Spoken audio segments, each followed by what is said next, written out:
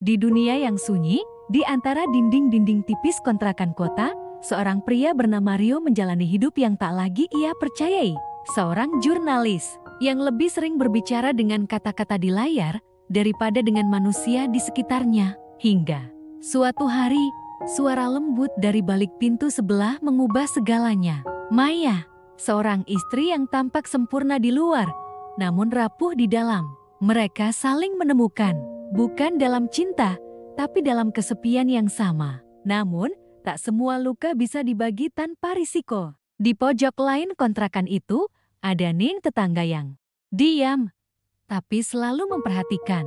Ia menyimpan rasa, menyulam rencana, dan menyimpan rahasia yang tak pernah diminta. Ketika hasrat menjadi candu, dan kehadiran berubah jadi jebakan, Rio terperangkap dalam permainan ganda yang tak bisa ia menangkan. Dan saat semua topeng jatuh satu persatu, yang tersisa hanyalah kehancuran.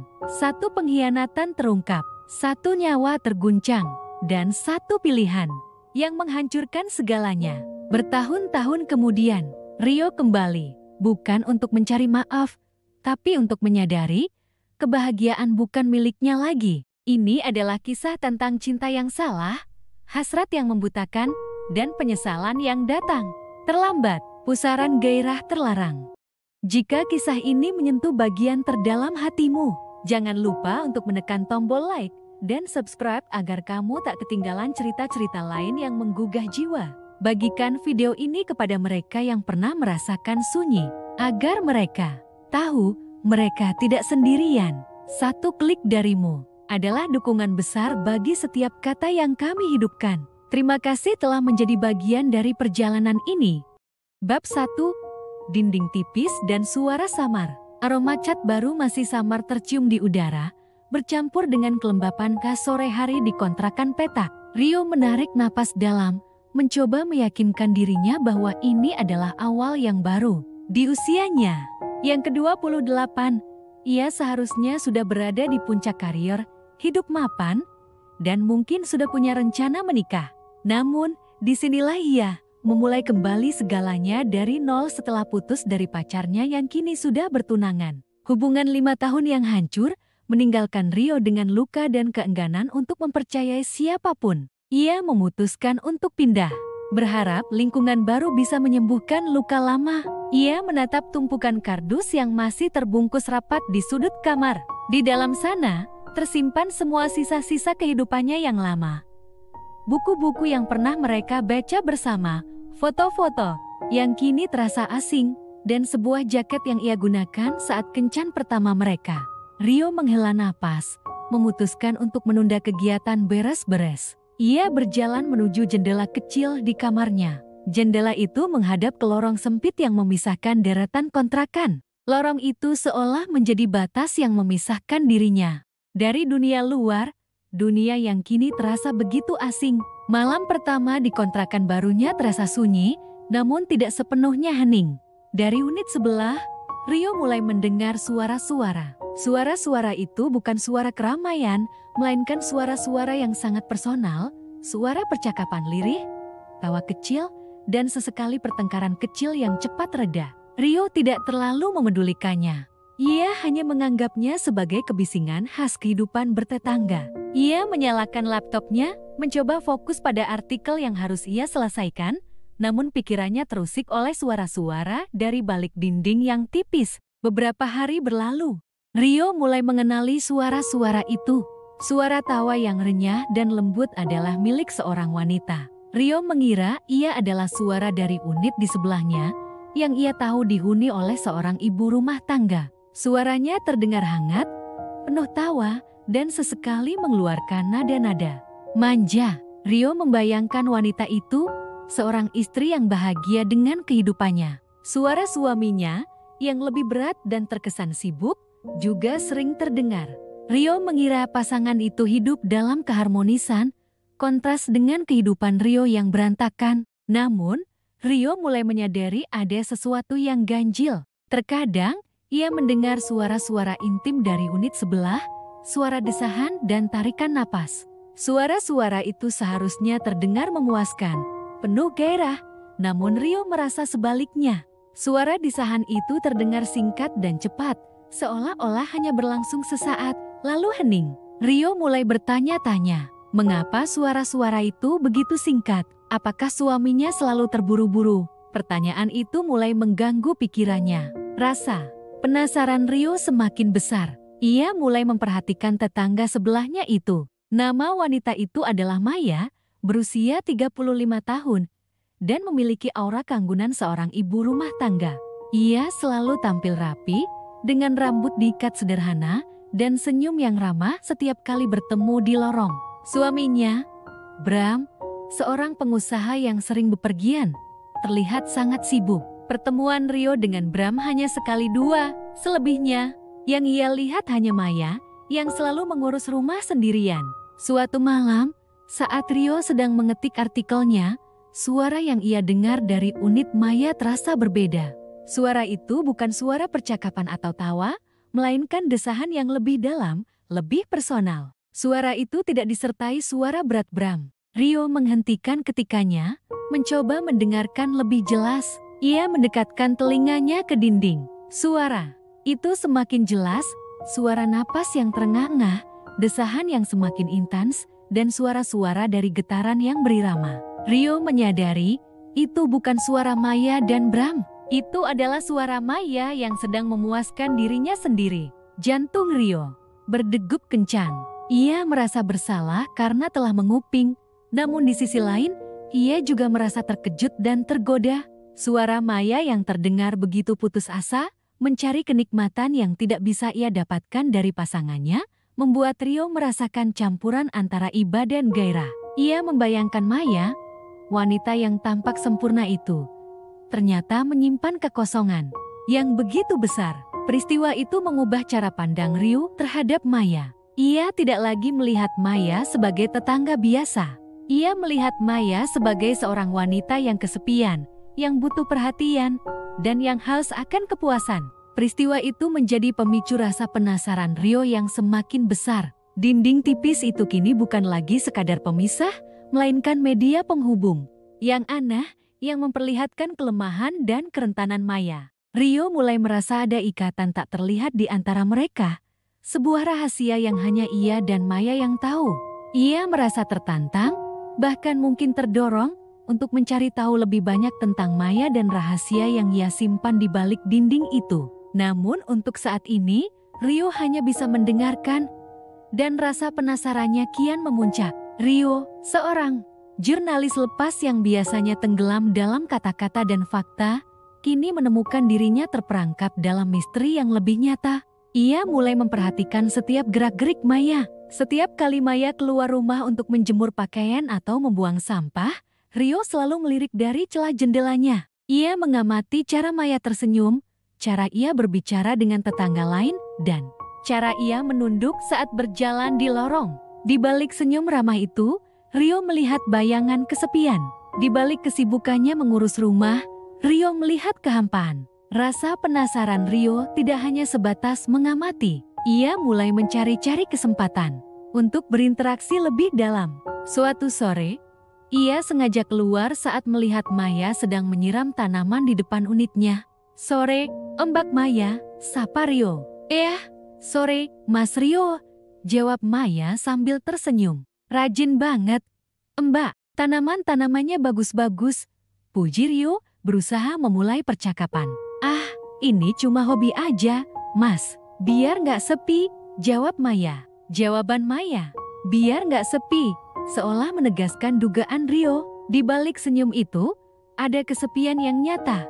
Rio merasa ada celah, sebuah pintu yang bisa ia masuki. Ia mulai merasa ada koneksi emosional yang aneh di antara mereka. Dinding tipis itu seolah-olah menghilang, digantikan oleh pemahaman yang tak terucap. Malam itu, Rio kembali mendengar suara desahan dari unit sebelah. Kali ini, Rio tidak merasa bersalah. Justru, ia merasa ada campuran antara iba dan gairah yang aneh. Ia membayangkan Maya, wanita yang ia lihat dengan senyum ramah di pagi hari, kini terperangkap dalam kesepian dan mencari pelarian.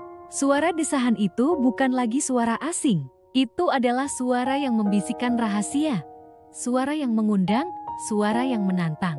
Rio, yang selama ini menghindari hubungan serius dan keintiman, kini menemukan dirinya tertarik pada sesuatu yang terlarang. Ia tahu ini berbahaya. Ia tahu ini salah, namun rasa penasarannya jauh lebih besar. Dinding tipis itu bukan lagi pemisah, melainkan media penghubung yang aneh yang memperlihatkan kelemahan dan kerentanan Maya. Rio mulai merasa ada ikatan tak terlihat di antara mereka. Sebuah rahasia yang hanya ia dan Maya yang tahu. Ia merasa tertantang, bahkan mungkin terdorong untuk mencari tahu lebih banyak tentang Maya dan rahasia yang ia simpan di balik dinding itu. Namun untuk saat ini, Rio hanya bisa mendengarkan, dan rasa penasarannya kian memuncak. Rio tahu ia berada di persimpangan jalan. Ia bisa memilih untuk mengabaikan suara-suara itu, kembali fokus pada pekerjaannya, dan melanjutkan hidupnya yang sepi. Atau, ia bisa memilih untuk melangkah lebih jauh, menembus dinding tipis itu, dan melihat apa yang ada di baliknya. Ia tahu, pilihan kedua akan membawanya ke dalam pusaran emosi dan risiko, namun ia juga tahu, ia tidak bisa lagi mengabaikan rasa penasaran yang kini telah berubah menjadi hasrat. Bab 2. Godaan halus. Sejak malam itu, dinding tipis antara unit Rio dan Maya terasa tidak lagi memisahkan, melainkan menghubungkan. Suara desahan Maya yang menggema dalam kegelapan menjadi rahasia yang hanya Rio yang tahu. Peristiwa itu mengubah cara Rio melihatnya. Maya bukan lagi sekadar tetangga yang ramah. Ia adalah sosok misterius yang menyimpan kekosongan di balik senyumnya. Rio, yang selama ini terbiasa menyembunyikan luka hatinya, kini menemukan seseorang yang juga memiliki rahasia. Perasaan itu menciptakan ikatan aneh yang menariknya untuk mendekat. Rio, seorang jurnalis lepas yang biasanya tenggelam dalam kata-kata dan fakta, kini menemukan dirinya terperangkap dalam misteri yang lebih nyata. Ia memutuskan untuk menjadi bagian dari misteri itu, untuk melihat seberapa jauh ia bisa melangkah. Rio mulai mencari-cari kesempatan untuk berinteraksi, bukan lagi dengan pura-pura acuh tak acuh, melainkan dengan tujuan yang lebih jelas. Ia akan sengaja keluar dari unitnya saat mendengar pintu Maya terbuka. Saat Maya menjemur pakaian, Rio akan keluar untuk menyiram tanaman di teras belakang. Ia memperhatikan setiap detail, cara Maya memegang jemuran, cara ia menunduk, dan kilatan mata yang kadang memancarkan kesedihan. Rio melihat setiap gerak-gerik Maya, mencermati setiap senyum dan kerutan di dahinya. Ia menyadari, di balik kesibukan Maya sebagai ibu rumah tangga yang sempurna, ada kehampaan yang tak terisi. Suatu sore, Rio melihat Maya sedang menyapu halaman depan. Ia memutuskan untuk menghampirinya. "Sore, Mbak Maya," sapa Rio dengan senyum yang lebih hangat dari biasanya. "Sore, Mas Rio," jawab Maya, menghentikan sapuannya sejenak. "Mas Rio baru pulang?" "Belum, Mbak. Tadi cuma ke warung sebentar." "Panas banget?" "Ya," ujar Rio, sambil memandang langit. "Mbak Maya rajin banget, selalu bersih-bersih." "Ah, biasa aja, Mas. Udah kebiasaan," kata Maya, tersenyum kecil. Rio melihat ada kelelahan di matanya. Kelelahan yang tidak bisa disembunyikan. Suaminya sering pergi. "Ya, Mbak?" tanya Rio, suaranya sedikit lebih rendah. Pertanyaan itu terasa lebih intim dari sekadar obrolan tetangga. Maya terdiam sejenak. "Iya, Mas. Sibuk?" jawabnya. Matanya menghindari tatapan Rio. Rio menangkap kegugupan itu. Ia membiarkan keheningan sejenak, membuat Maya merasa tidak nyaman. Kemudian, ia memecah keheningan itu dengan kata-kata yang lebih personal. "Kalau Mbak Maya butuh bantuan, bilang aja." "Ya, saya di sini kok," kata Rio dengan nada yang tulus. Maya hanya tersenyum tipis dan melanjutkan sapuannya. Namun, Rio tahu pesannya sudah sampai. Ia telah menanamkan benih harapan bahwa ada seseorang di dekatnya yang peduli. Sejak saat itu, interaksi mereka menjadi lebih sering dan lebih personal. Mereka tidak hanya bertukar sapaan, tetapi juga mengobrol tentang hal-hal sepele yang perlahan-lahan membangun kedekatan. Di balik obrolan itu, ada godaan halus dari Rio. Saat Maya sedang membuang sampah, Rio akan menghampirinya, Lalu ia akan mengucapkan hal-hal yang membuat Maya tersipu malu. "Mbak Maya cantik banget, ya?" bisik Rio, suaranya pelan dan menenangkan. Maya terkejut, pipi tirosnya merona. "Ah, Mas Rio bisa aja," jawabnya, sedikit malu-malu. "Saya serius." Mbak Maya selalu kelihatan rapi dan wangi, bikin saya betah lama-lama. "Di sini," goda Rio dengan senyum nakal. Maya hanya tertawa kecil, namun Rio melihat ada kilatan di matanya. Kilatan yang haus akan pujian. Ia tahu, pujian kecil itu adalah air yang membasahi benih yang telah ia tanam. Rio semakin berani. Ia mulai memberikan tatapan yang lebih dari sekadar ramah. Tatapan yang membuat Maya salah tingkah. Tatapan yang membuat jantungnya berdebar. Tatapan itu seolah mengatakan, "Aku melihatmu dan aku menginginkanmu." Maya, yang selama ini merasa tidak terlihat dan tidak diinginkan oleh suaminya, perlahan-lahan luluh. Ia mulai merespons godaan itu dengan senyum yang lebih lebar, dengan tawa yang lebih genit, dan dengan pandangan mata yang sesekali membalas tatapan Rio. Suatu malam, Rio mendengar suara desahan dari unit sebelah. Suara itu bukan lagi suara desahan keputusasaan, melainkan suara desahan yang penuh dengan keinginan. Rio tersenyum sendiri. Ia tahu, ia berhasil. Ia telah menaburkan benih keraguan di hati Maya, dan benih itu kini mulai tumbuh menjadi hasrat. Rio merasa ada kepuasan yang aneh, seperti seorang pemburu yang berhasil menjerat mangsanya. Beberapa hari kemudian, Rio melihat Maya sedang duduk sendirian di teras depan. Ia memutuskan untuk menghampirinya. "Malam, Mbak Maya." "Suaminya belum pulang?" tanya Rio. "Belum, Mas. Mungkin besok," jawab Maya. Suaranya terdengar lesu. Rio duduk di kursi kosong di samping Maya. Mbak Maya kelihatan sedih. "Ada apa?" tanya Rio dengan nada yang penuh perhatian. Maya terdiam sejenak. "Gak apa-apa, Mas. Cuma lelah aja," jawabnya. Rio menyentuh tangan Maya yang berada di atas meja. Sentuhan itu membuat Maya terkejut, namun ia tidak menarik tangannya. "Kalau lelah, jangan dipendam sendiri. Ada saya di sini," bisik Rio. "Saya bisa jadi pendengar yang baik." Maya menatap Rio. Di mata Rio, ia melihat kehangatan yang tulus, sesuatu yang sudah lama tidak ia dapatkan. Ia melihat janji akan sebuah kepuasan, sebuah pelarian dari rutinitas yang monoton. "Mbak Maya," bisik Rio, suaranya semakin rendah. "Saya tahu, Mbak butuh sesuatu yang lebih dari sekadar didengarkan.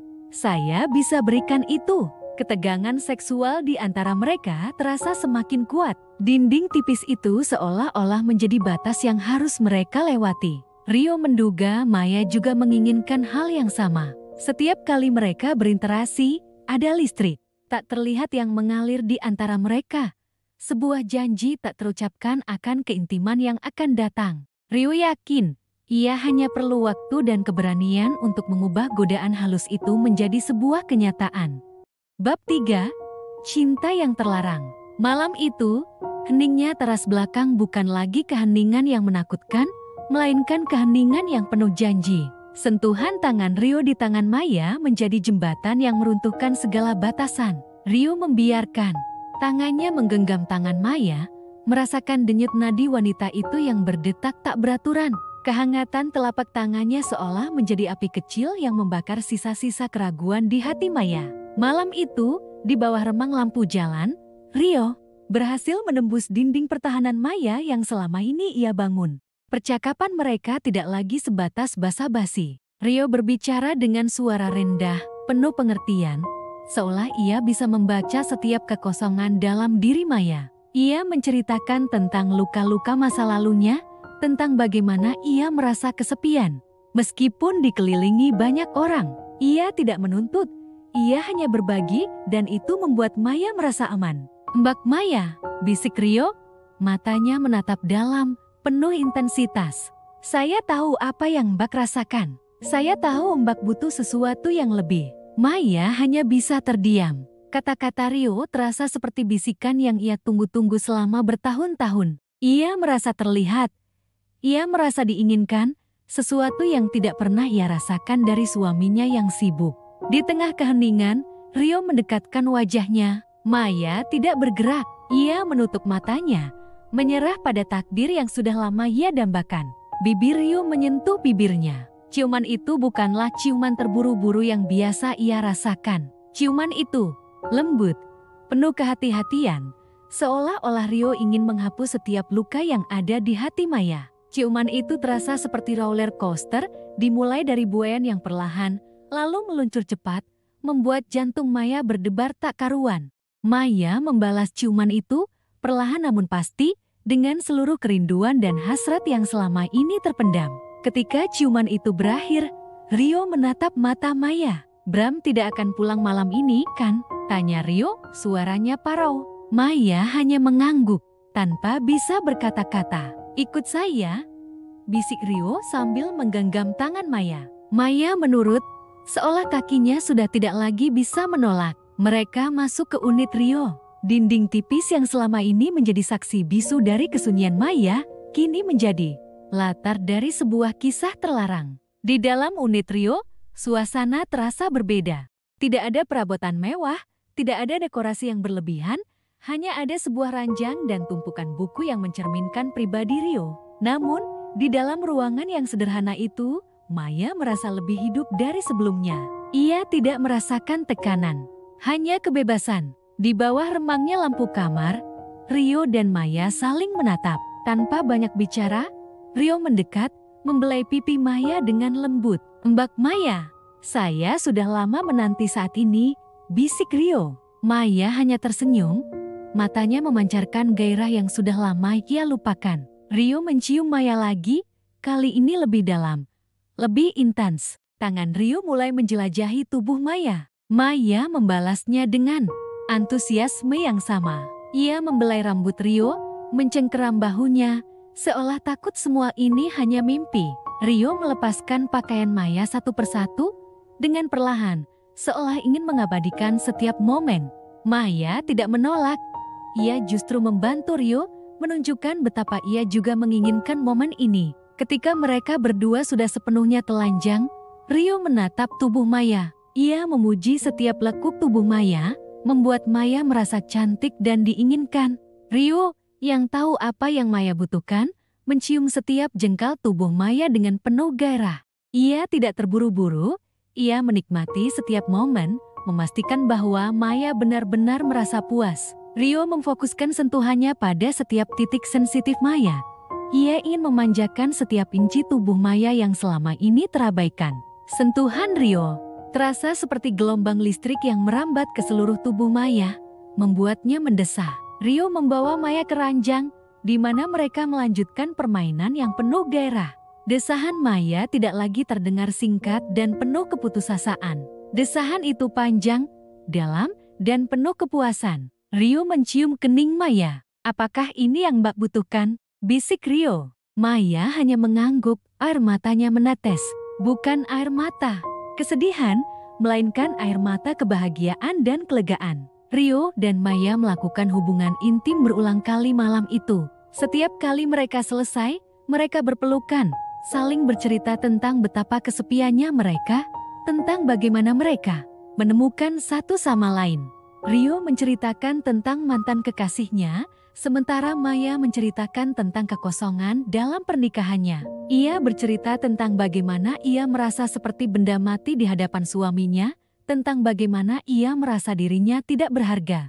Rio mendengarkan dengan penuh empati, membelai rambut Maya, dan berjanji akan memberikan apa yang Maya inginkan. Malam itu, di unit Rio, mereka berdua menemukan pelarian.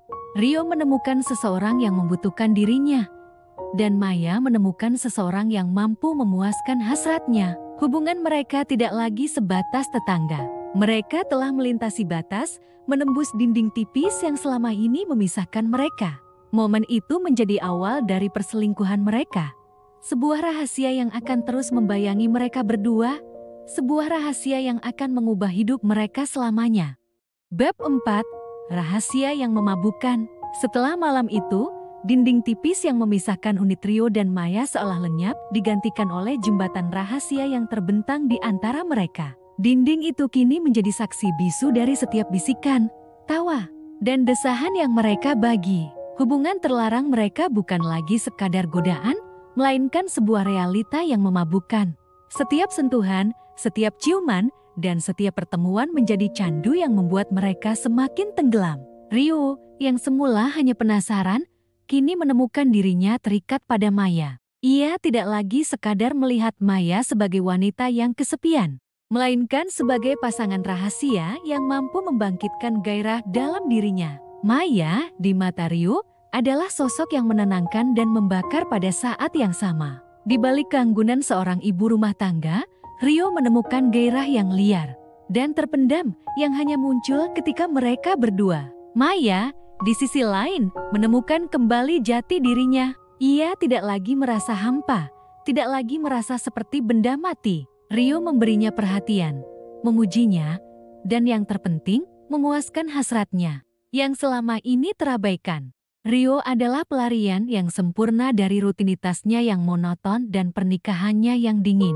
Hubungan mereka pun berkembang, tidak hanya sebatas pertemuan fisik, tetapi juga pertukaran cerita. Mereka sering bertemu di teras belakang, berbagi kopi larut malam, atau hanya duduk berdua dalam keheningan yang nyaman. Di sana, mereka saling menceritakan mimpi-mimpi yang belum tercapai, kekecewaan yang membekas, dan ketakutan-ketakutan yang terpendam. Ryo menceritakan tentang ambisinya sebagai jurnalis yang belum juga terwujud, tentang bagaimana ia merasa gagal setelah putus cinta.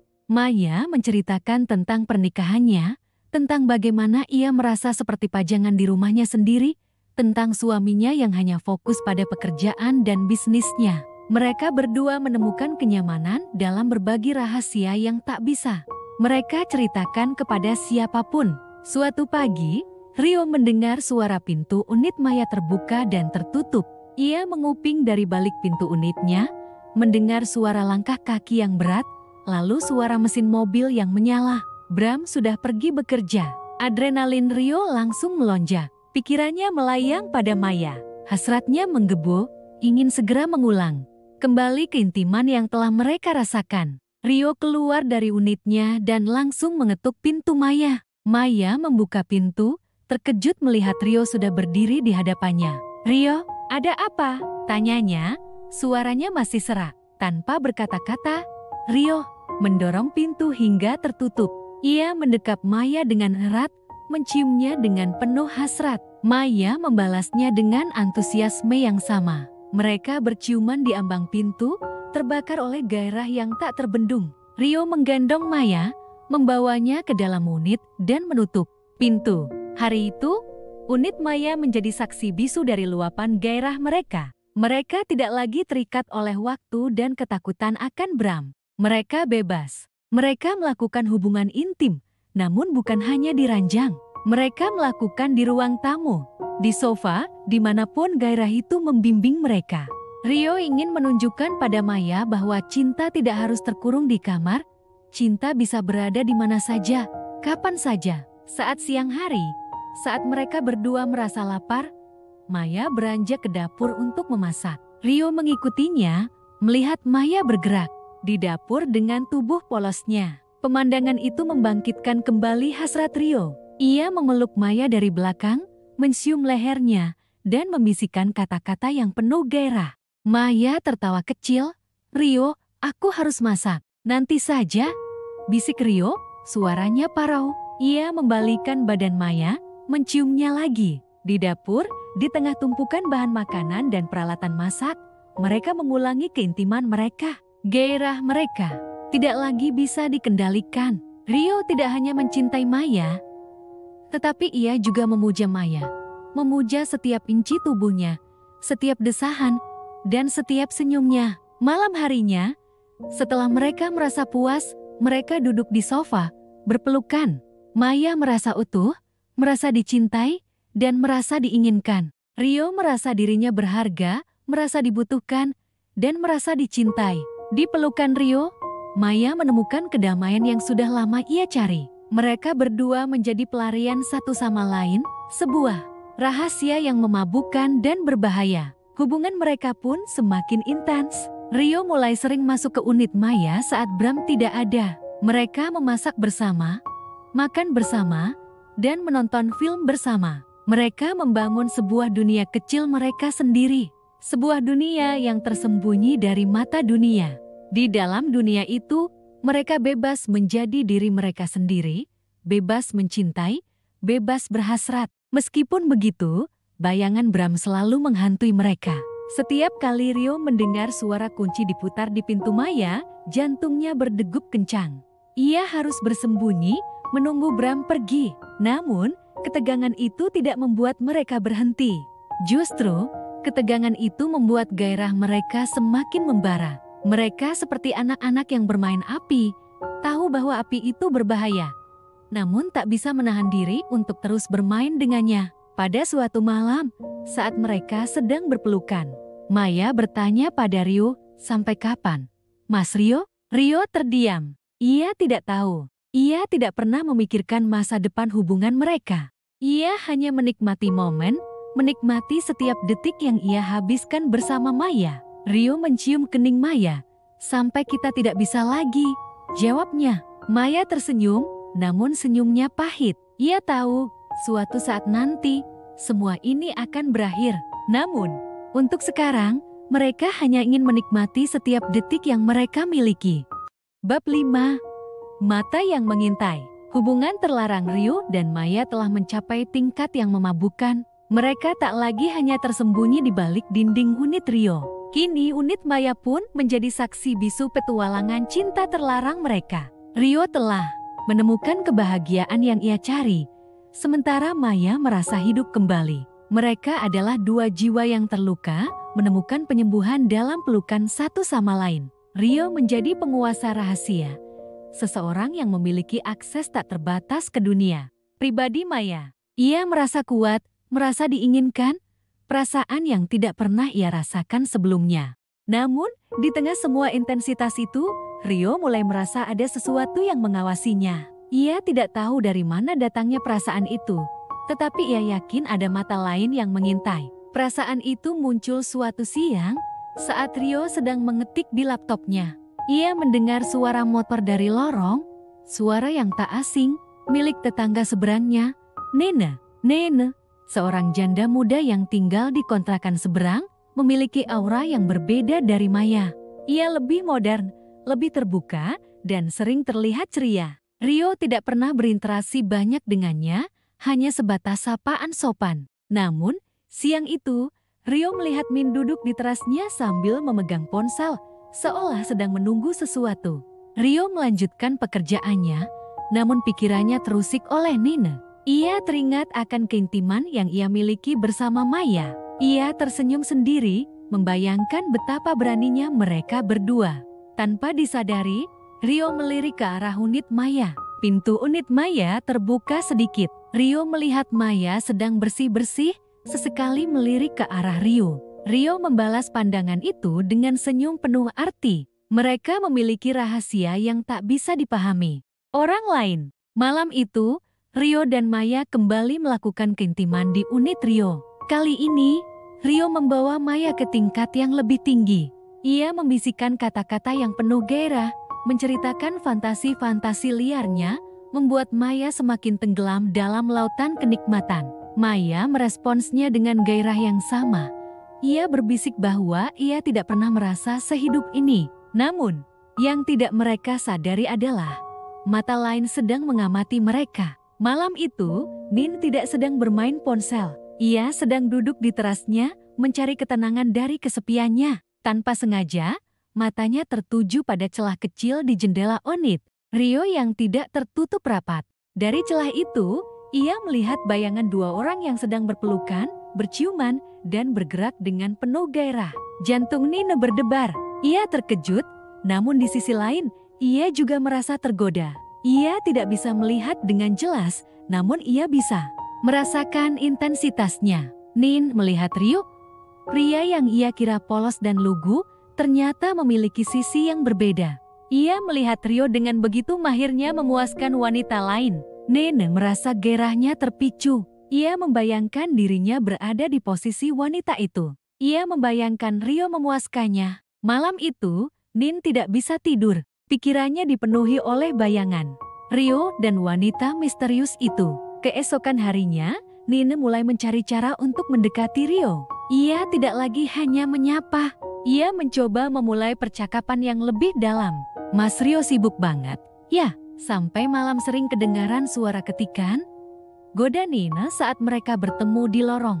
Rio tersenyum, tidak menyadari maksud di balik kata-kata Nin. Ah, biasa aja. Mbak, kejar deadline, jawab Rio.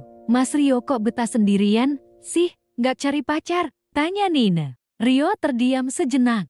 Nanti juga ketemu, Mbak. Jawab Rio, mencoba menghindari topik itu. Kalau mau, saya kenalin sama teman-teman saya. Siapa tahu ada yang cocok?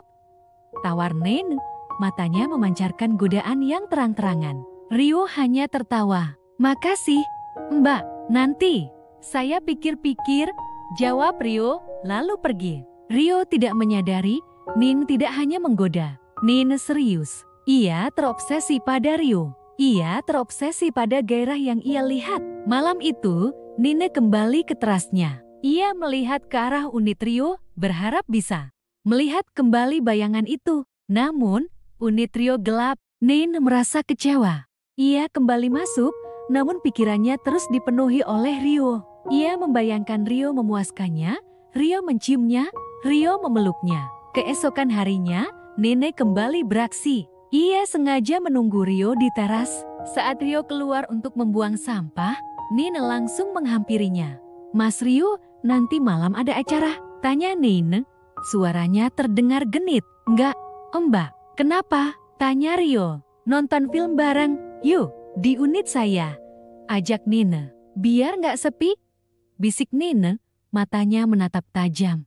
Seolah ia tahu rahasia Rio. Rio terkejut. Ia merasa ada sesuatu yang aneh. Namun, di sisi lain, ia juga merasa penasaran. Rio menolak ajakan Nina, namun ia berjanji akan menyusulnya jika ada waktu. Nina hanya tersenyum, lalu kembali ke unitnya. Malam itu, Rio memikirkan ajakan Nina. Ia tahu ini berbahaya. Ia tahu ini bisa mengancam hubungan terlarangnya dengan Maya. Namun, ia tak bisa menahan rasa penasarannya. Rio merasa tertantang. Ia merasa dirinya menjadi magnet, mampu menarik dua wanita sekaligus. Rio tahu ia harus berhati-hati, namun ia juga tahu ia tak bisa menolak godaan ini. Rio merasa permainan ini semakin seru, semakin menegangkan, dan ia tak bisa berhenti. Bab 6. Permainan ganda. Malam itu, setelah menolak ajakan Nina, Rio kembali ke unitnya. Namun, pikirannya tidak tenang. Bayangan Nina dengan senyum menggoda dan mata yang penuh makna terus menghantuinya. Ia tahu Nin tidak sekadar ingin menonton film. Ada sesuatu yang lain, sesuatu yang berbahaya yang tersembunyi di balik ajakan itu. Rio merasa adrenalinnya melonjak. Ia seperti seorang penjelajah yang menemukan peta harta karun, tahu bahwa perjalanannya akan berisiko, namun tak bisa menahan diri untuk tidak pergi. Rio mencoba melupakan Nin dengan memikirkan Maya. Ia membuka ponselnya, mencari foto-foto Maya yang ia ambil diam-diam. Ia melihat senyum Maya, tawa Maya, dan mata Maya yang memancarkan kebahagiaan saat bersamanya. Hatinya menghangat. Ia merasa bersalah karena memikirkan wanita lain. Namun, di sisi lain, ia merasa dirinya adalah magnet, mampu menarik dua wanita sekaligus. Perasaan itu aneh, namun memabukkan. Rio menyadari, ia bukan lagi seorang jurnalis yang fokus pada pekerjaannya, melainkan seorang pemain dalam sebuah permainan berbahaya. Keesokan harinya, Rio kembali menjalani rutinitasnya. Ia bekerja di depan laptopnya, mendengarkan musik, dan sesekali mengintip keluar jendela. Ia melihat Nin sedang menyiram tanaman, mengenakan kaos ketat yang memperlihatkan lekuk tubuhnya. Rio terdiam, mengamati setiap gerak-gerik Nin. Ia melihat Nin menoleh ke arah unitnya, dan Rio segera mengalihkan pandangannya. Namun, ia tahu Nin sedang menggodanya. Saat malam tiba, Rio mendengar suara dari unit sebelah. Suara-suara itu adalah suara Maya yang sedang memasak. Rio merasa hasratnya kembali. Ia ingin segera menemui Maya, ingin memeluknya, ingin menciumnya. Namun, di saat yang sama, ia juga memikirkan Nin. Ia memikirkan ajakan Nin, dan ia memikirkan Apa yang mungkin terjadi jika ia mengiyakan ajakan itu? Rio memutuskan untuk menemui Maya terlebih dahulu. Ia mengetuk pintu unit Maya. Maya membuka pintu, tersenyum, dan mempersilakan Rio masuk. Mereka berdua makan malam bersama, bercerita, dan tertawa. Di tengah makan malam, Rio bertanya pada Maya, "Mbak Maya, apa yang akan Mbak lakukan jika suatu hari nanti kita ketahuan?" Maya terdiam, senyumnya menghilang. "Saya tidak tahu, Mas Rio. Saya tidak pernah memikirkannya," jawab Maya lirih. "Saya hanya ingin menikmati setiap detik yang kita punya." Jawaban Maya membuat Rio merasa bersalah. Ia tahu, ia harus jujur pada dirinya sendiri. Ia tidak bisa melanjutkan permainan ini. Namun, di saat yang sama, ia merasa tertantang. Ia merasa dirinya adalah pria yang dominan, pria yang mampu memiliki dua wanita sekaligus. Setelah makan malam, Rio dan Maya kembali melakukan keintiman di unit Maya. Mereka berdua terbakar oleh gairah yang tak terkendali. Mereka berciuman, berpelukan, dan saling memuaskan. Di tengah keintiman itu, Rio memanggil nama Maya. Maya tersenyum. "Iya, Mas Rio?" Rio tidak menjawab. Pikirannya melayang pada Nene. Ia membayangkan Nene dengan senyum menggoda dan mata yang penuh hasrat. Rio merasa gairahnya melonjak. Ia merasa ingin segera menemui Nene. Setelah selesai, Rio pamit pulang. Maya memeluknya dengan erat. "Jangan tinggalin saya, Mas Rio," bisik Maya. "Enggak, Mbak, saya di sini kok," jawab Rio. Rio kembali ke unitnya. Pikirannya dipenuhi oleh Nene. Ia tidak bisa menahan diri lagi. Ia memutuskan untuk menemui Nene. Rio mengetuk pintu unit Nene. Nene membuka pintu, terkejut namun senyumnya mengembang. "Mas Rio, kenapa?" tanya Nene. Saya mau nonton film," jawab Rio. Suaranya parau. Nene tersenyum. "Masuk, Mas. Saya sudah siapkan popcorn," kata Nene, mempersilahkan Rio masuk. Di dalam unit Nene, suasana terasa berbeda. Nene tidak seperti Maya. Nene lebih agresif, lebih terbuka, dan lebih berani. Ia tidak malu untuk menunjukkan hasratnya. Mereka berdua duduk di sofa, menonton film, namun pikiran mereka tidak pada film. Mereka berdua saling melirik, saling menggoda. Rio merasa gairahnya kembali. Ia mencondongkan tubuhnya ke arah Nene, dan Nene membalasnya dengan ciuman. Ciuman itu tidak seperti ciuman Maya. Ciuman itu lebih intens, lebih liar, dan lebih agresif. Rio merasakan adrenalinnya melonjak. Ia seperti seorang penjelajah yang menemukan peta harta karun, tahu bahwa perjalanannya akan berisiko, namun tak bisa menahan diri untuk tidak pergi. Rio dan Nene melakukan keintiman di unit Nene. Di tengah keintiman itu, Rio memanggil nama Nene. Nene tersenyum. "Iya, Mas Rio." Rio tidak menjawab. Pikirannya dipenuhi oleh Maya. Ia membayangkan Maya dengan senyum ramah dan mata yang penuh kebahagiaan. Rio merasa gairahnya naik dan turun seperti roller coaster. Setelah selesai, Rio pamit pulang. Nene memeluknya dengan erat. "Jangan tinggalin saya, Mas Rio," bisik Nene. "Enggak, Mbak, saya di sini kok," jawab Rio. Rio kembali ke unitnya. Pikirannya dipenuhi oleh dua wanita. Ia merasa bersalah, namun di sisi lain, ia juga merasa bangga. Ia berhasil menjadi magnet, berhasil membuat dua wanita menginginkannya. Rio tahu permainan ini semakin seru, semakin menegangkan, dan ia tak bisa berhenti. Bab 7. Rahasia terbongkar. Permainan ganda yang dimainkan Rio perlahan-lahan mengikis ketenangannya. Awalnya, ia merasakan sensasi adrenalin yang memabukkan, sebuah euforia karena berhasil menguasai dua wanita sekaligus. Namun, seiring berjalannya waktu, perasaan itu berubah menjadi ketakutan. Rio harus mengatur jadwal, menciptakan kebohongan, dan selalu waspada agar rahasianya tidak terbongkar. Pikirannya tidak lagi fokus pada pekerjaan atau masa depannya, melainkan pada bagaimana cara menyeimbangkan dua hubungan yang terlarang ini. Ia menjadi sosok yang gelisah, sering melamun, dan terkadang merasa sangat lelah secara mental. Di sisi lain, Nene yang sudah berhasil masuk ke dalam dunia Rio merasa semakin tidak puas. Ia bukan tipe wanita yang mau berbagi. Nin menginginkan Rio seutuhnya. Ia merasa dirinya lebih superior dari Maya, lebih muda, lebih bebas, dan lebih menarik. Baginya, Maya hanyalah seorang ibu rumah tangga yang kesepian, sementara Nin adalah sosok yang bisa memberikan Rio petualangan dan gairah yang tak terduga. Kecemburuan mulai tumbuh di hatinya, memicu niat jahat untuk menyingkirkan Maya dari kehidupan Rio. Pada suatu siang, Nina melihat Maya sedang membersihkan terasnya. Tiba-tiba, sebuah ide licik terlintas di benaknya. Ini adalah kesempatan emas untuk memisahkan Rio dan Maya. Dengan langkah mantap, Nina berjalan menghampiri Maya. "Mbak Maya, sibuk ya?" sapa Nin dengan senyum manis yang penuh kepalsuan. Maya menoleh, terkejut. Ia tidak terlalu akrab dengan Nina. "Nggak kok, Mbak, cuma beres-beres sedikit," jawab Maya, tersenyum ramah. "Saya cuma mau ngobrol aja, Mbak. Boleh?" tanya Nin. Matanya menatap lekat. Maya merasa sedikit tidak nyaman, namun ia tidak bisa menolak. Ia mempersilakan Nin duduk di kursi terasnya.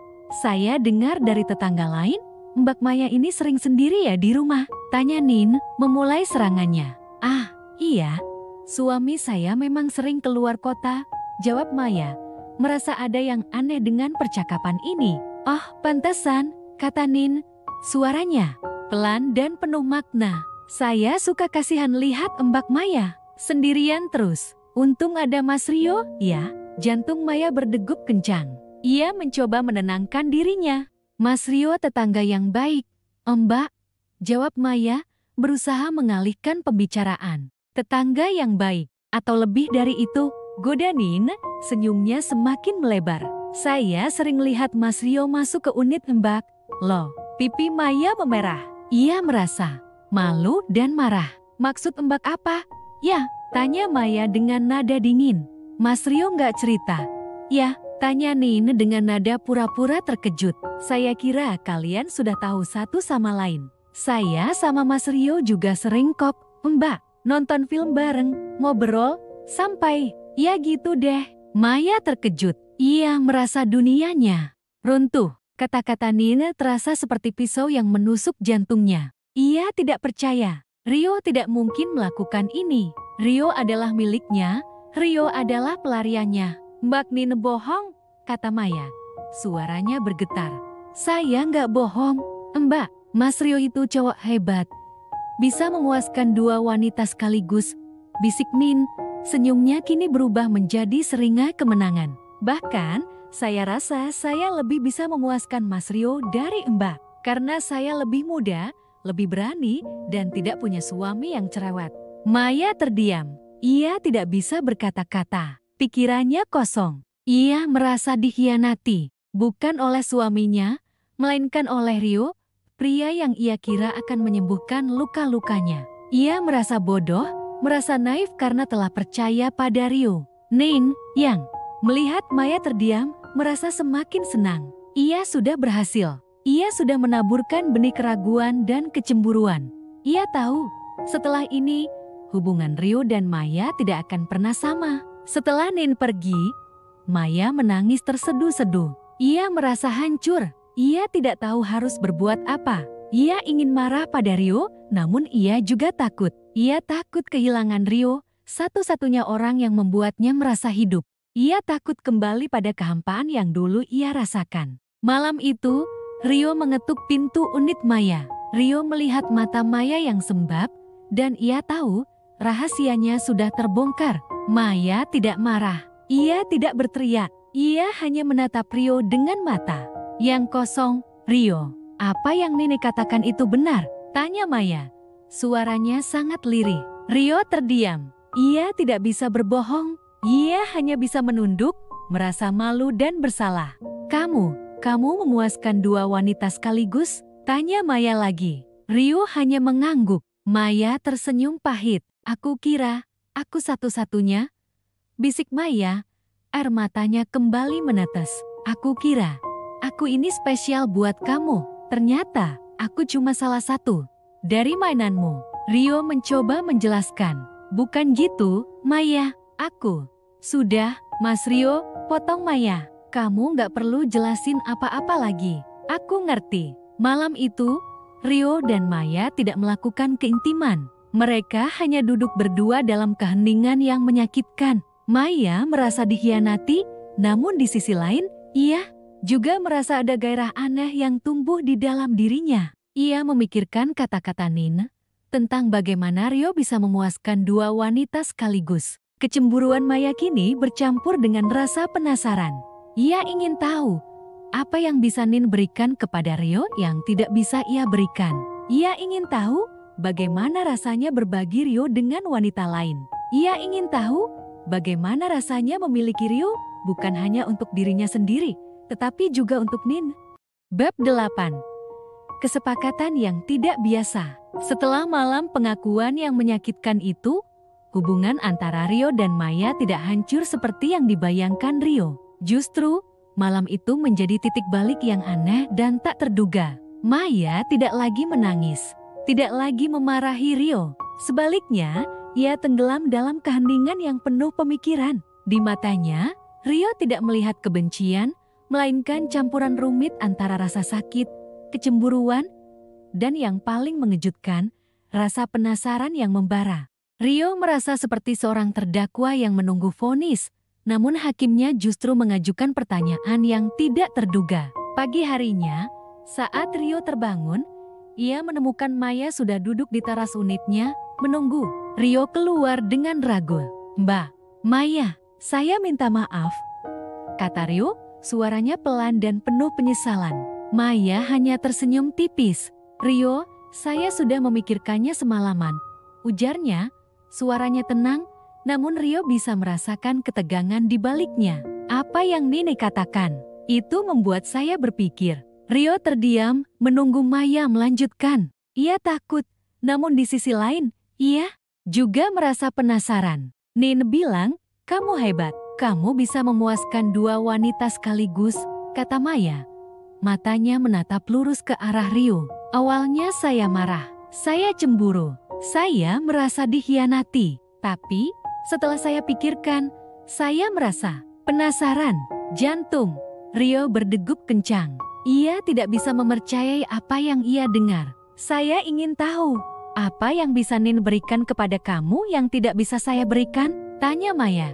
Suaranya penuh tantangan. "Dan, bagaimana rasanya berbagi kamu dengan wanita lain?" Rio terdiam, tidak bisa menjawab. Ia merasa seperti seorang pecundang.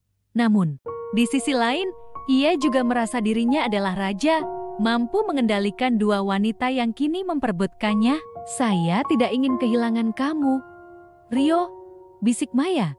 Suaranya kini kembali penuh emosi. "Kamu adalah satu-satunya orang yang membuat saya merasa hidup. Tapi, saya juga tidak bisa membiarkan Nin memiliki kamu seutuhnya. Kalau dia bisa berbagi, saya juga bisa." Maya menatap Rio. Matanya kini memancarkan gairah yang tak terbendung. "Saya ingin kamu tetap menjadi milik saya. Tapi, saya juga ingin tahu bagaimana rasanya memiliki kamu berdua." Rio terkejut. Ia tidak menyangka Maya akan mengajukan ide aneh ini.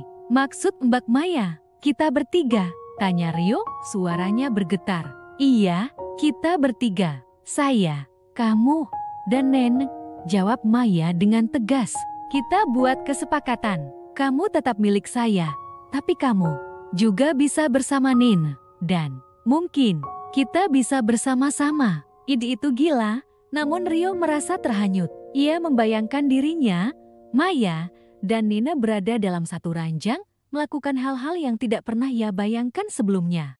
Rio merasa gairahnya kembali, namun kali ini, gairah itu bercampur dengan ketakutan dan kegugupan. "Apa Mbak yakin?" tanya Rio. "Saya yakin. Saya tidak ingin kembali pada kehampaan yang dulu saya rasakan," jawab Maya. Matanya memancarkan tekad yang kuat. "Dan saya tidak mau Nin merasa lebih baik dari saya." Rio memeluk Maya. Di pelukan Maya, Rio merasa dirinya kembali. Ia merasa dirinya adalah pria yang dominan, pria yang mampu mengendalikan situasi. Ia merasa dirinya adalah magnet, mampu menarik dua wanita sekaligus. Setelah berpelukan, Rio menemui Nin. Ia menceritakan semuanya, tentang bagaimana Maya sudah mengetahui rahasia mereka, dan tentang ide gila Maya untuk berbagi Rio. Nin, yang semula menduga Maya akan marah dan mengusir Rio, terkejut. Namun, setelah mendengar ide Maya, senyum licik muncul di wajahnya. Mbak Maya pintar juga. Ya, kata Nin, suaranya penuh kemenangan. Dia tidak mau kehilangan kamu, jadi dia rela berbagi. Ya sudah, kalau begitu, kita bertiga. Rio terdiam. Ia tidak menyangka permainan ini akan menjadi lebih rumit dan lebih berbahaya. Malam itu, Rio, Maya, dan Nina bertemu di unit Rio. Suasana terasa tegang, namun penuh gairah. Mereka bertiga duduk di sofa, saling menatap, saling menilai. Rio duduk di tengah, Maya di satu sisi, dan Nin di sisi lain. Rio merasa dirinya adalah pusat dari semesta mereka. Maya dan Nina saling berbicara. Mereka berbicara tentang Rio, tentang bagaimana Rio mampu memuaskan mereka, tentang bagaimana Rio membuat mereka merasa hidup. Mereka berdua tidak lagi memandang satu sama lain sebagai saingan, melainkan sebagai partner dalam sebuah permainan. Rio mendengarkan percakapan mereka, merasa bangga namun di sisi lain juga merasa takut. Ia tahu, ia telah membuka sebuah pintu yang tidak bisa ia tutup lagi. Setelah percakapan itu, mereka bertiga melakukan keintiman. Rio, Maya, dan Nin di dalam satu ranjang. Rio merasa gairahnya melonjak. Ia seperti seorang penjelajah yang menemukan harta karun. Tahu bahwa perjalanannya akan berisiko, namun tak bisa menahan diri untuk tidak pergi. Mereka bertiga saling memuaskan, saling berbisik, saling tertawa. Malam itu, Rio, Maya, dan Nin menjadi satu kesatuan yang tidak bisa dipisahkan. Mereka bertiga menjadi rahasia yang tersembunyi di balik dinding tipis kontrakan mereka. Bab 9. Gairah bertiga. Kesepakatan yang diusulkan Maya malam itu bukan hanya menyingkirkan Nin sebagai ancaman, tetapi juga meruntuhkan semua batasan moral yang selama ini membelenggu mereka. Rio tidak lagi berada di antara dua wanita, melainkan menjadi pusat dari sebuah pusaran emosi dan hasrat. Awalnya, pertemuan bertiga itu penuh dengan kecanggungan. Di unit Rio yang temaram, Maya dan Nin saling bertukar pandang penuh curiga, seolah memperebutkan wilayah. Namun, Rio tahu, ia harus menjadi penengah sekaligus konduktor dalam orkestra gairah ini. Rio memulai dengan duduk di tengah sofa, tangan Maya menggenggam erat tangan kirinya, sementara tangan Nin melingkar di bahu kanannya. Rio merasakan perbedaan sentuhan mereka. Genggaman Maya terasa posesif, penuh ketakutan akan kehilangan. Sentuhan Nin terasa liar, penuh tantangan dan gairah yang membara. Rio bisa merasakan energi yang berbeda dari kedua wanita itu, energi yang ia manfaatkan untuk membangun suasana. Malam ini tidak ada rahasia, bisik Rio, suaranya serak dan menenangkan. Ia menoleh ke arah Maya, mencium lembut keningnya. Aku milikmu, Maya. Lalu ia beralih ke Nin, mencium bibirnya dengan lebih intens. Dan juga milikmu, Nin. Ciuman itu menjadi percikan api pertama. Maya, yang awalnya tegang, membalas ciuman Rio dengan penuh kerinduan. Sementara Rio menciumnya, tangan Nin tidak diam. Jari-jarinya mulai merayap naik turun di punggung Rio, menciptakan sensasi menggelitik yang membuat Rio mendesah. Giliran Maya merasa cemburu. Ia pun membalasnya dengan membelai lembut rambut Rio, menariknya lebih dalam ke dalam ciuman. Mereka seolah ingin menunjukkan bahwa dialah yang paling mengenal Rio. Permainan gairah itu terus berlanjut. Mereka pindah ke ranjang. Di atas ranjang, Maya dan Nin tidak lagi memperebutkan Rio dengan sentuhan.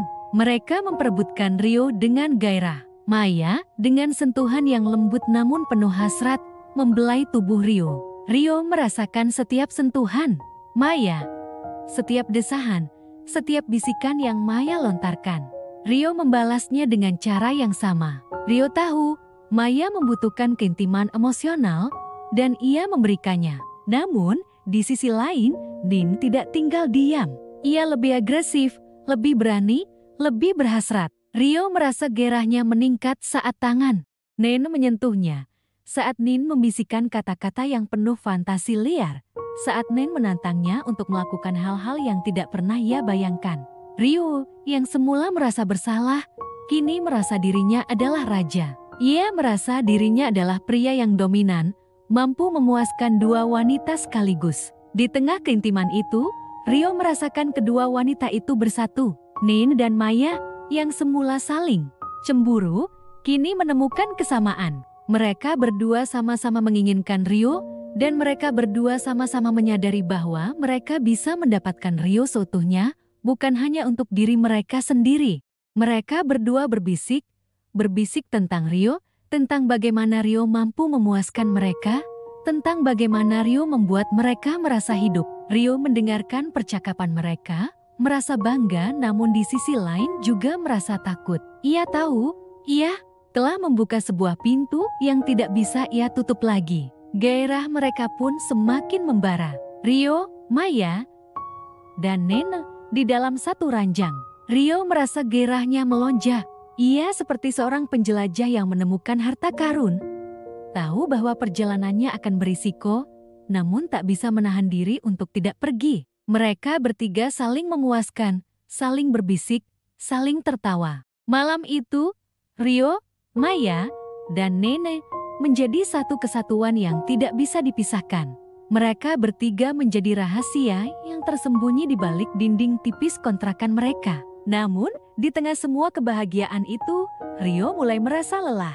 Ia merasa seperti boneka yang ditarik ke sana kemari oleh dua wanita. Ia merindukan keheningan. Ia merindukan ketenangan. Ia merindukan masa-masa saat ia hanya memikirkan dirinya sendiri. Ryo mulai menyadari permainan ini berbahaya. Ia tidak tahu apa yang akan terjadi jika rahasia ini terbongkar. Ia takut, namun ia juga tidak bisa berhenti. Ia sudah terlalu jauh. Suatu sore, saat Ryo sedang duduk sendiri di teras, Maya datang. Menghampirinya. "Mas Ryo, kenapa? Kelihatan sedih." Tanya Maya. "Nggak apa-apa, Mbak. Cuma lelah aja," jawab Ryo. "Lelah? Lelah sama kami berdua?" Tanya Maya. Suaranya sedikit khawatir. "Nggak, bukan gitu. Saya cuma bingung. Saya nggak tahu harus gimana," jawab Ryo. Maya duduk di samping Ryo, memegang tangannya. "Kita jalani aja, Mas Ryo. Jangan dipikirin. Kita cuma punya momen ini," bisik Maya. Ryo menatap Maya. Ia melihat ketulusan di mata Maya.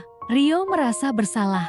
Ia tidak seharusnya mengeluh. Ia harusnya bersyukur karena memiliki dua wanita yang mencintainya. Ryo memeluk Maya, dan ia merasa dirinya kembali. Namun, di tengah pelukan itu, Ryo melihat Nin sedang mengintip dari balik tirai jendelanya. Nin tersenyum.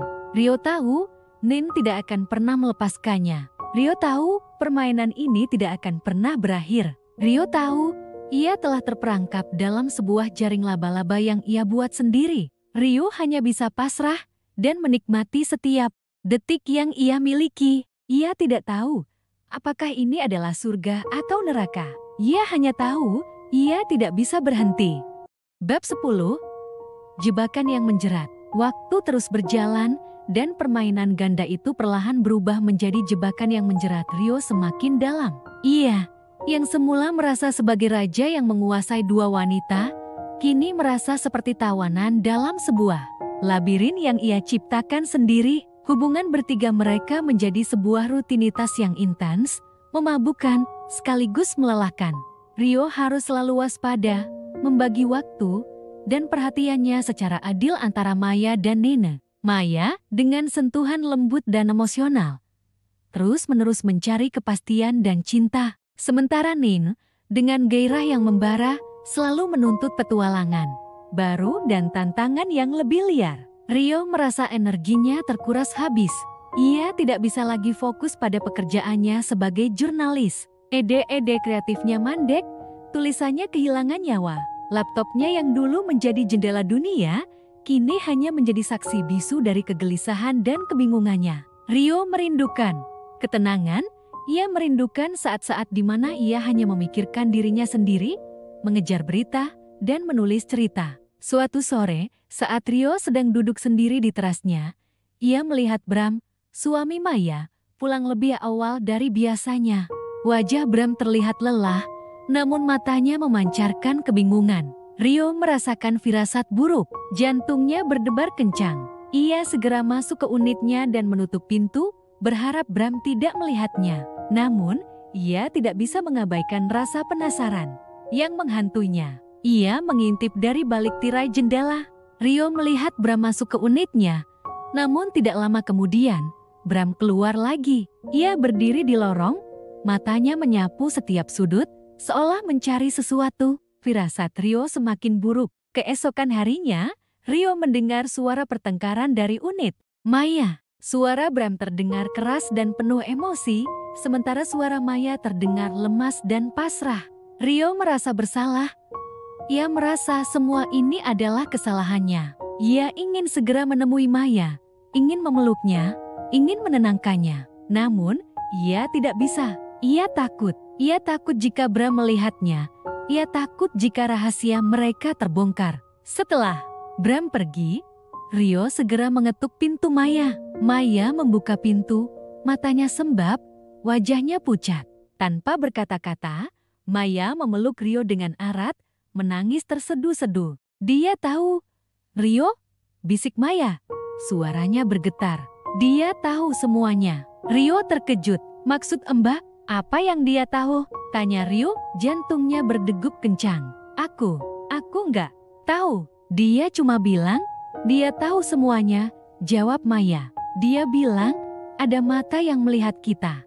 Dia bilang, ada seseorang yang memberitahunya. Pikiran Rio langsung melayang pada Nina. Rio merasakan kemarahan yang membara. Ia tahu, Nina adalah sumber dari semua masalah ini. Ia merasa dikhianati. Ia merasa dibohongi. Rio tidak lagi melihat Nina sebagai wanita yang menggerakkan, melainkan sebagai seorang pengkhianat.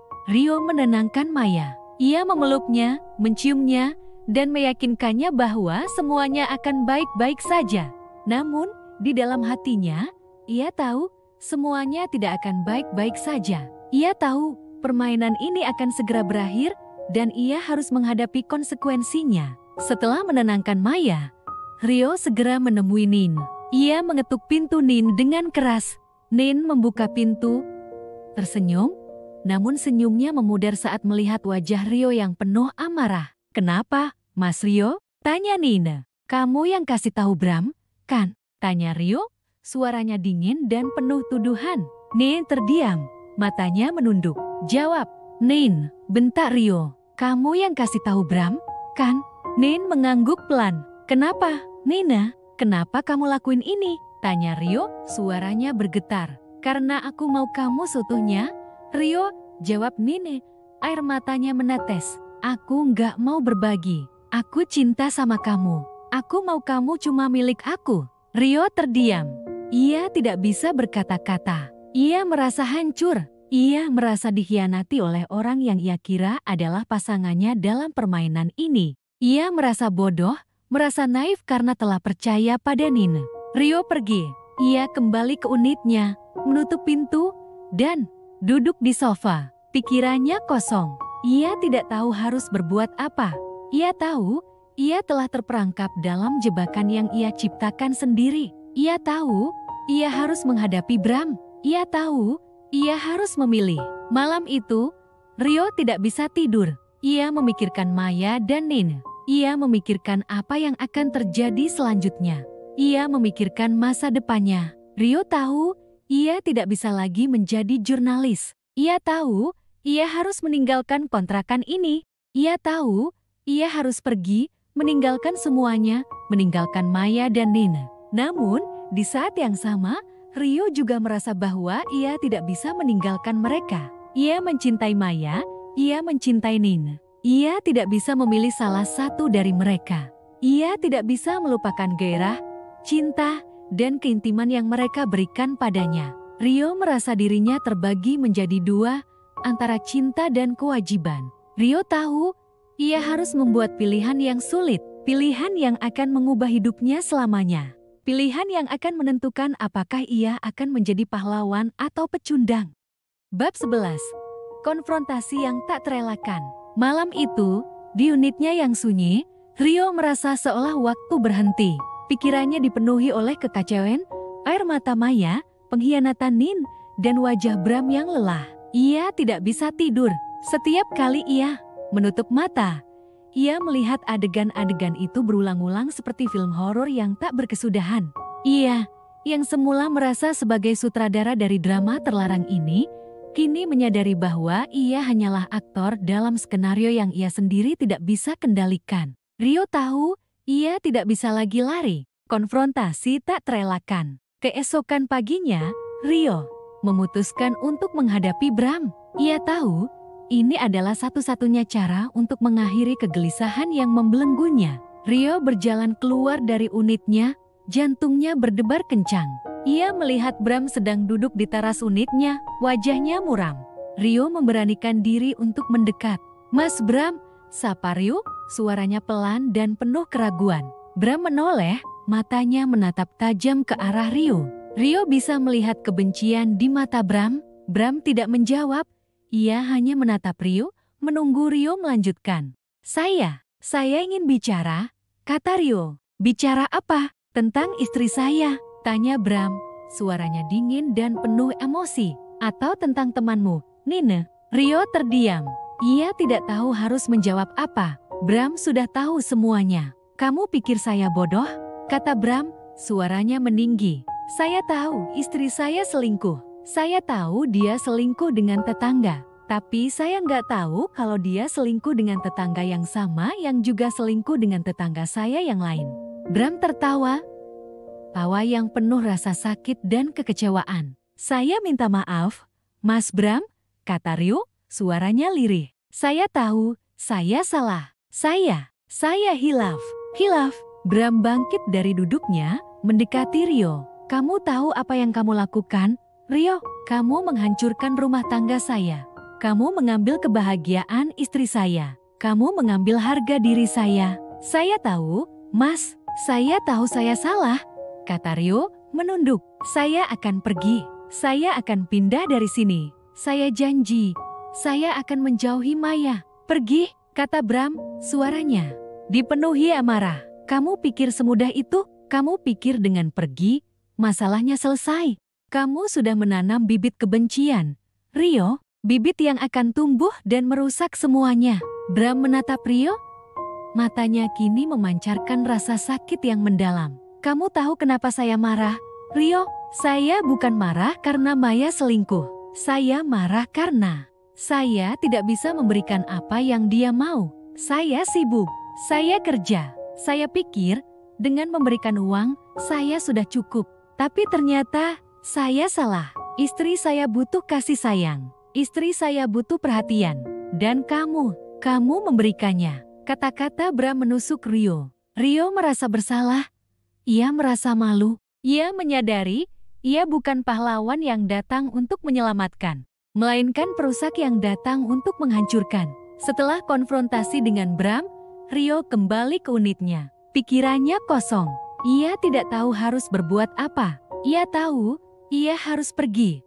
Ia harus meninggalkan semuanya, meninggalkan Maya, meninggalkan Nin, meninggalkan kontrakan ini, meninggalkan semua kenangan pahit yang ia miliki di sini. Rio memutuskan untuk membereskan barang-barangnya. Ia mengepak pakaiannya, memasukkan buku-bukunya ke dalam kardus, dan menghapus semua jejak yang ia tinggalkan di unit itu. Di tengah-tengah kesibukannya, ia mendengar suara ketukan di pintu. Rio tahu, itu pasti Maya. Rio membuka pintu. Di hadapannya, Maya berdiri dengan mata sembab. "Rio, kamu mau pergi?" tanya Maya. Suaranya bergetar. "Iya, Maya," jawab Rio. "Aku harus pergi." "Kenapa?" "Karena Bram," tanya Maya. "Dia bilang, dia tahu semuanya. Dia marah. Dia bilang, dia akan menceraikan aku." Rio terkejut. "Menceraikan? Kenapa?" "Dia bilang, dia nggak bisa lagi. Dia bilang, dia nggak bisa lagi percaya sama aku," jawab Maya. Air matanya menetes. "Ini semua salahku, Rio. Ini semua gara-gara aku." Rio memeluk Maya. "Bukan, Maya. Ini semua salahku," kata Rio. "Aku yang goda kamu. Aku yang bawa kamu ke dalam permainan ini. Aku yang harus bertanggung jawab. Kamu mau tanggung jawab gimana? Kamu mau nikahin aku? Tanya Maya. Matanya menatap tajam ke arah Rio. Rio terdiam. Ia tidak tahu harus menjawab apa. Ia tidak pernah memikirkan sejauh itu. Ia hanya memikirkan gairah. Ia hanya memikirkan kesenangan. Ia tidak pernah memikirkan konsekuensinya. Maya melihat keheningan Rio dan ia mengerti. Aku tahu, Rio, kata Maya. Senyumnya pahit. Kamu gak akan nikahin aku. Kamu cuma mau main-main. Kamu gak beda jauh sama Bram. Kalian berdua cuma mikirin diri kalian sendiri. Maya pergi, meninggalkan Rio sendiri dalam keheningan. Rio merasa hancur. Ia merasa seperti pecundang yang kehilangan segalanya. Rio menyadari, ia tidak hanya kehilangan Maya, ia juga kehilangan dirinya sendiri. Tak lama kemudian, Rio mendengar suara ketukan di pintu lagi. Rio membuka pintu, dan ia melihat Nin berdiri di hadapannya. Nin tidak tersenyum, wajahnya serius. Rio, kamu mau pergi? Tanya Nin. Iya, Nenek, jawab Rio. Aku harus pergi. Kenapa? Karena Maya. Tanya Nina. Kamu ninggalin aku cuma gara-gara dia? Bukan? Nan, kata Rio. Ini semua salah. Aku nggak bisa lagi. Aku harus pergi. Kamu nggak bisa pergi? Rio, kata Nin. Suaranya dipenuhi amarah. Aku hamil. Jantung Rio berhenti berdetak. Ia menatap Nin, tidak bisa berkata-kata. Pikirannya kosong. Ia tidak bisa mempercayai apa yang ia dengar. Kamu hamil? Tanya Rio, suaranya bergetar. Iya, Rio, aku hamil. Anak kamu, jawab Nin. Kamu harus tanggung jawab. Kamu harus nikahin aku. Rio terdiam. Ia merasa dunianya runtuh. Ia tidak tahu harus berbuat apa. Ia tidak tahu harus pergi kemana. Ia tahu, ia telah terperangkap dalam jebakan yang ia ciptakan sendiri. Jebakan yang akan menghancurkan hidupnya selamanya. Bab 12. Pilihan yang menghancurkan. Kabar kehamilan Nin adalah pukulan telak yang mengakhiri semua permainan. Rio, yang semula merasa sebagai sutradara, kini menyadari bahwa ia hanyalah aktor yang terjebak dalam skenario yang tidak bisa ia kendalikan. Dunia yang ia bangun dengan kebohongan dan gairah kini runtuh di hadapannya. Ia yang semula merasa sebagai pria yang dominan, kini merasa sebagai pecundang yang harus menghadapi konsekuensi dari setiap tindakannya. Malam itu, setelah Nin pergi, Rio tidak bisa tidur. Pikirannya dipenuhi oleh kekacauan.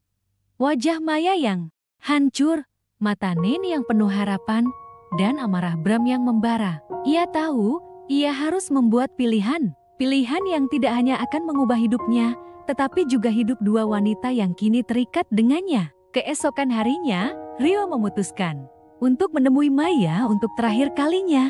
Rio berjalan ke unit Maya, jantungnya berdebar kencang. Ia mengetuk pintu, dan Maya membukanya. Wajah Maya terlihat lelah, namun matanya memancarkan ketenangan yang aneh. Aku tahu kamu mau pergi, kata Maya. Suaranya tenang. Dan aku tahu, kamu gak akan nikahin aku. Rio terdiam. Ia tidak bisa menyangkalnya. Maaf, Maya, bisik Rio, suaranya parau. Aku gak bisa. Aku ngerti, kata Maya. Senyumnya pahit. Kamu bukan pahlawan yang datang buat nyelamatin aku. Kamu cuma pelarian. Dan aku cuma orang bodoh yang percaya kalau aku ini spesial buat kamu. Rio memeluk Maya, pelukan yang penuh penyesalan. Kamu spesial buat aku, Maya. Kamu buat aku ngerasa hidup. Kamu buat aku ngerasa dibutuhkan. Bisik Rio. Tapi, ini semua salahku. Aku yang bawa kamu ke dalam permainan ini. Dan aku gak bisa tanggung jawab. Maya melepaskan pelukannya. Kamu tahu, Rio, dulu aku benci sama Bram. Aku benci karena dia gak pernah ada buat aku. Tapi sekarang, aku sadar. Bram mungkin gak ada, tapi dia gak pernah bikin aku ngerasa sesakit ini. Maya tersenyum, senyum yang penuh kesedihan. Selamat tinggal, Rio. Rio terdiam. Ia tidak bisa berkata-kata. Ia hanya bisa melihat Maya masuk ke dalam unitnya dan menutup pintu. Rio merasa hancur. Ia tidak hanya kehilangan Maya, ia juga kehilangan dirinya sendiri. Setelah kepergian Rio, Bram, suami Maya, kembali ke rumah. Ia melihat Maya duduk di sofa, menangis. Bram duduk di sampingnya, memeluknya. "Maafkan aku, sayang," bisik Bram. "Maafkan aku karena gak pernah ada buat kamu. Maafkan aku karena gak pernah dengerin kamu." Maya terkejut. Ia tidak menyangka Bram akan memeluknya, menenangkannya. Aku yang salah, Mas," bisik Maya. "Aku selingkuh." "Aku tahu," kata Bram. "Aku tahu semuanya. Nin yang kasih tahu. Tapi itu nggak penting lagi. Yang penting, kamu ada di sini. Yang penting, kita bisa mulai lagi." Maya menatap Bram, matanya dipenuhi air mata. Kita bisa mulai lagi?" tanya Maya. "Iya, kita bisa," jawab Bram. "Aku janji, aku akan lebih banyak di rumah.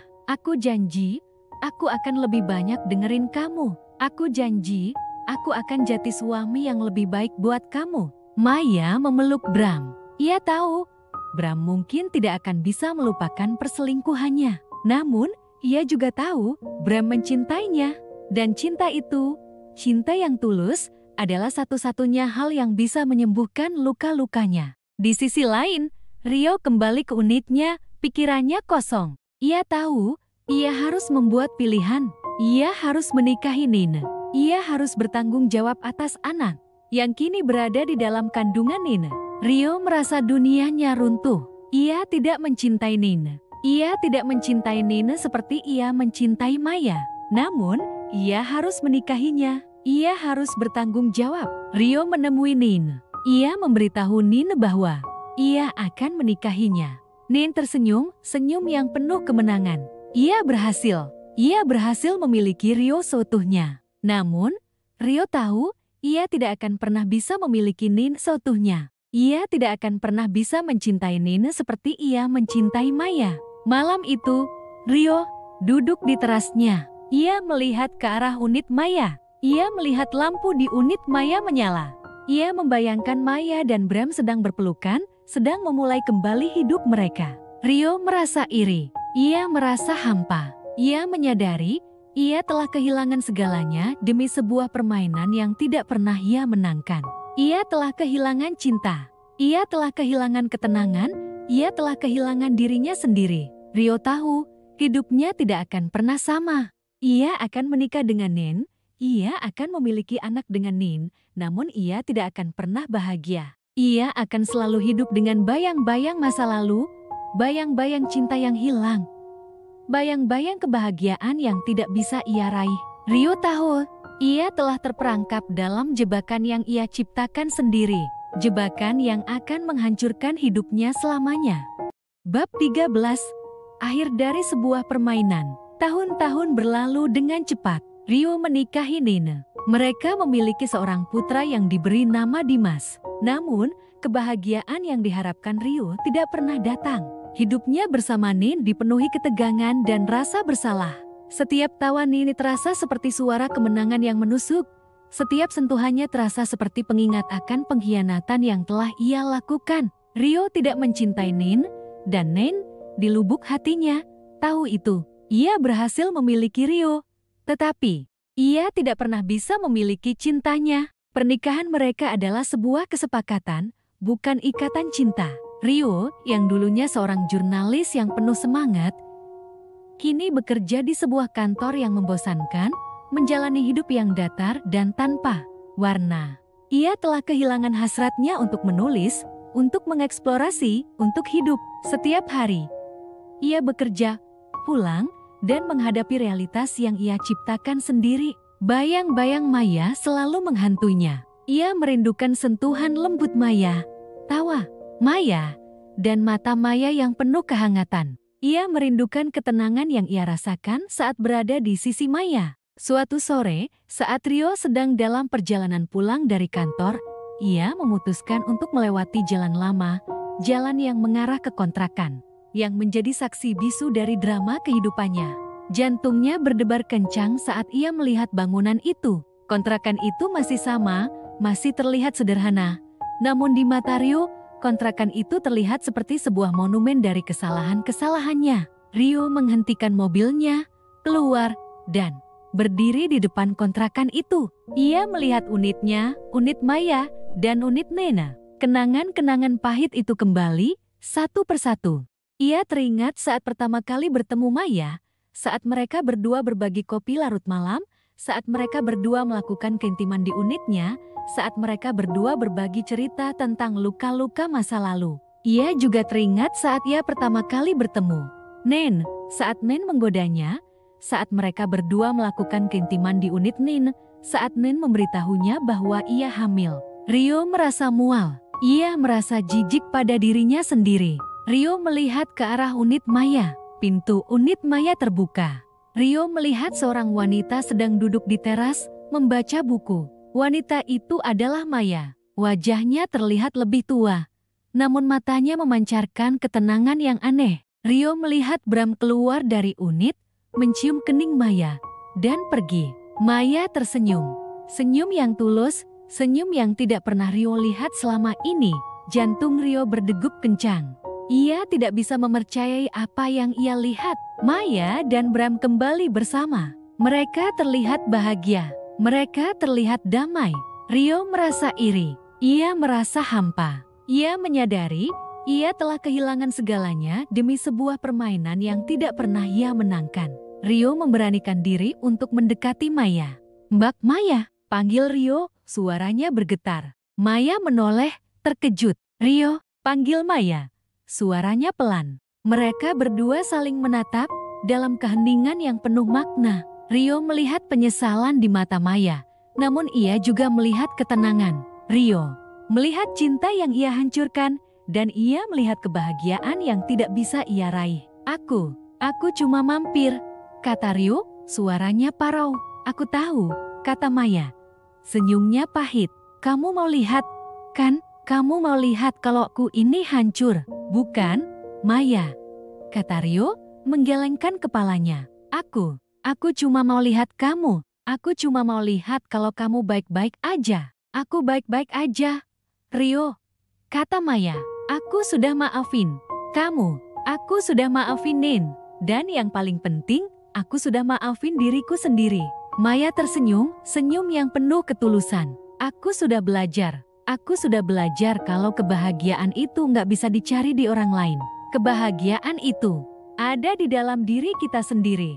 Rio terdiam. Ia tidak bisa berkata-kata. Ia merasa malu. Ia merasa bodoh. Ia menyadari ia telah kehilangan segalanya demi sebuah permainan yang tidak pernah ia menangkan. Ia telah kehilangan cinta.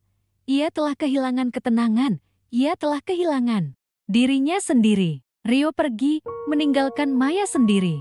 Ia kembali ke mobilnya, masuk, dan menangis. Ia menangis bukan karena ia sedih. Ia menangis karena ia menyesal. Ia menyesal karena telah menghancurkan hidupnya. Ia menyesal karena telah menghancurkan hidup Maya, dan ia menyesal karena telah menghancurkan hidup Nin. Rio kembali ke rumah, ke realitasnya yang pahit. Ia melihat Nin sedang duduk di sofa, menonton TV. Nin melihat Rio, dan ia tahu Rio telah melihat Maya. Nin tidak berkata-kata. Ia hanya menunduk, merasa bersalah. Rio duduk di samping Nin, memeluknya. Nin terkejut, namun ia tidak menolak. Rio mencium kening Nin. "Aku minta maaf, Nin," bisik Rio. "Aku minta maaf karena nggak bisa mencintai kamu." Nin tersenyum, air matanya menetes. "Aku tahu, Rio," bisik Nin. "Aku tahu dari awal. Tapi, aku harap suatu saat nanti kamu bisa mencintai aku." Rio tidak menjawab.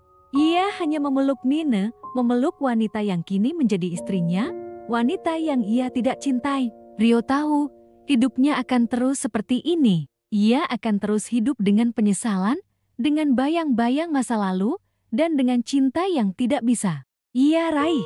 Rio tahu ia telah terperangkap dalam sebuah jebakan yang ia ciptakan sendiri, jebakan yang akan menghancurkan hidupnya selamanya. Tamat. Pada akhirnya, tidak semua kisah harus berakhir bahagia. Kadang, kita hanya diberi pelajaran tentang cinta yang salah waktu, tentang keinginan yang melukai, dan tentang pilihan yang tak bisa diperbaiki. Rio sudah membuat keputusannya, dan ia harus menanggung akibatnya. Lalu, bagaimana denganmu? Jika kamu berada di posisinya, akankah kamu memilih yang sama? Sampai jumpa di kisah selanjutnya. Dan ingat, sunyi kadang lebih berbahaya daripada yang terlihat.